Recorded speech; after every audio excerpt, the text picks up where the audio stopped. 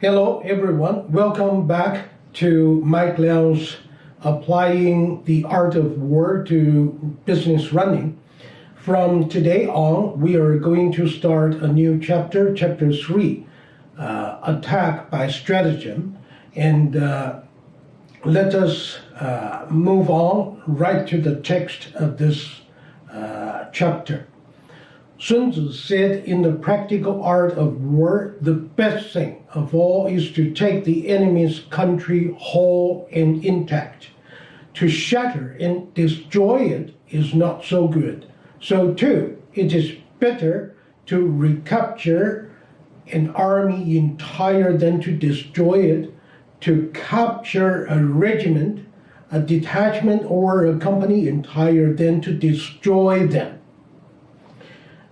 This is the first paragraph for chapter 3, and here I would draw your attention, everybody.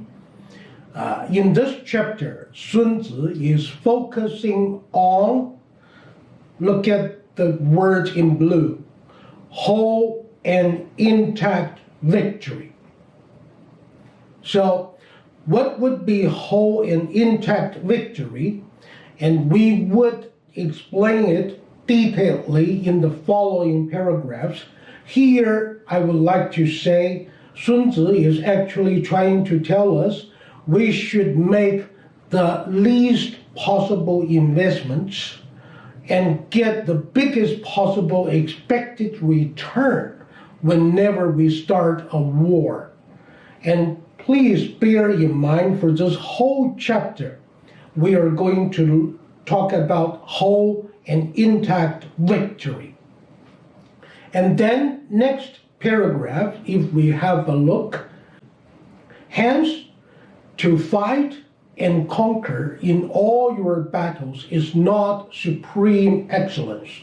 Supreme excellence consists in breaking the enemy's resistance without fighting.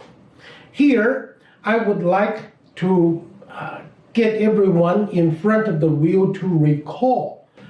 Let us go back to chapter 1. Remember, in chapter 1, Sun Tzu was trying to tell everyone that we must be extremely cautious and careful when we make a decision to start a war. Here in chapter 3, Sun Tzu is actually to tell us, even though we have to start a war, but let us try to overcome our opponent, compete with our opponent without a bloody battle, bloody fight. So here he says without fighting. So now let me explain. When we say you fight and conquer in 100, that's the original Chinese version, okay? Here, I think the translation is pretty okay. All your battles, that's fine. But in Chinese version, they were talking about hundreds of battles. But that's nothing. It means simply all the battles. Then, if you win every battle you fight, that is for sure good. However, what would be the whole, intact, and complete victory? That means you don't make any loss, while at the same time your opponent, there is no loss at all, and you simply take your opponents as a whole, as the big whole thing. In this case, there is no blood at all. So, and the other point, this is first point. Second point, if you need to have hundreds of battles in order to resolve an issue, it simply means that you are not very efficient. So Sun Tzu, this is what Sun Tzu meant, okay? This is not what I am elaborating at this moment. And then, in the end of this paragraph, he is also saying that what would be the best? That is to break your enemy's resistance even without any fighting. But how? How to achieve that? Let us move on. Sun Tzu said in the next paragraph how we can have we have the intact and whole victory. He said the highest form would be to balk the enemy's plans, which means we have our strategies and our opponents, the enemy, they have their strategies as well, and let us balk their plan. That is first thing. Second thing is our strategy is so very well developed, formulated, and then even our opponent, our enemy, before we start the actual war, they have already given up, succumbed to us. So this would be the best, what we call stratagem. So here Sun Tzu is focusing on victory by a very good stratagem. And what it means, first of all, we either balk the enemy's plan, or because our stratagem is so well formulated, then our opponents, they simply just give up even before start the actual war. Now, second thing here, the translation here, it says we would prevent the junction of the enemy's forces. However, Sun Tzu originally he means either we use diplomatic methods in order to fight with our enemy or to make our enemy become weaker. The other thing would be, what would be the developed diplomatic method? The other thing would be we break their allies, our enemies' allies.